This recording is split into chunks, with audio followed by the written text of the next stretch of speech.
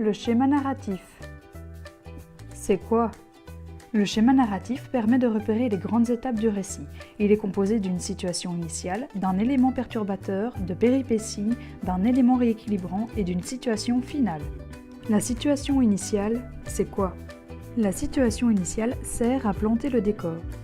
On y présente les personnages et l'endroit dans lequel ils se trouvent. On dit également dans quel contexte se trouvent les protagonistes. On dit aussi à quel moment l'histoire se déroule. En image, ça donne quoi?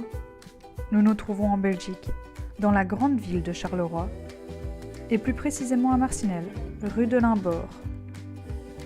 Marie est une jeune fille pleine d'énergie.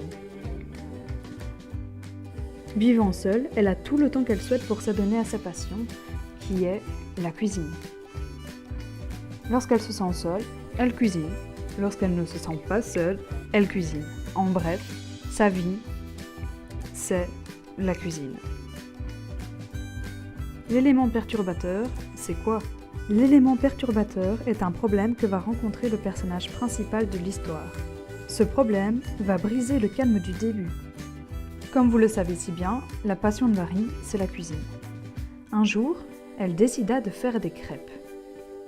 Alors que sa pâte à crêpes prenait forme, Marie se rendit compte qu'elle n'avait pas d'œufs. Comment allait-elle faire pour finir sa pâte à crêpes? Les péripéties, c'est quoi? Les péripéties, ce sont les actions et les aventures que vit le personnage. Ces aventures, il les vit afin de trouver une solution au problème posé.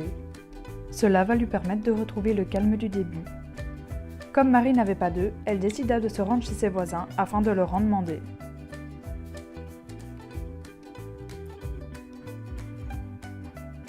Malheureusement, aucun d'eux n'en avait. Marie était dépitée. Comment allait-elle faire? L'élément rééquilibrant, c'est quoi? L'élément rééquilibrant, c'est le moment où le personnage réussit à résoudre son problème. Marie était attristée de ne pas pouvoir finir ses crêpes. Elle partit donc se promener dans le parc voisin.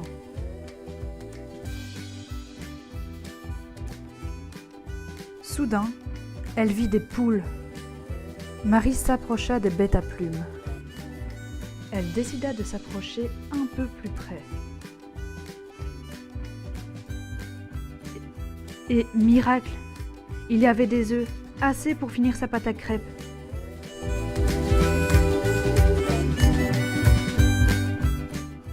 Marie repartit donc chez elle, avec ses 2 œufs. La situation finale, c'est quoi? La situation finale, c'est le moment où l'équilibre est rétabli. C'est le personnage qui retrouve sa situation de départ. Marie rentra chez elle, toute joyeuse. Directement, elle se dirigea vers la cuisine.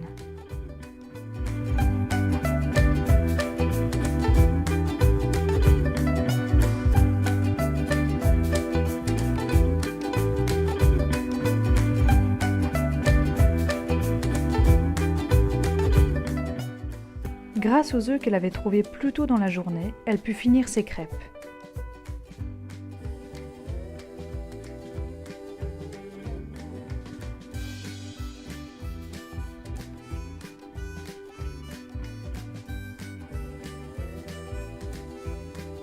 Marie était vraiment très heureuse. Après autant de mal pour faire ses crêpes, Marie n'en fit qu'une bouchée.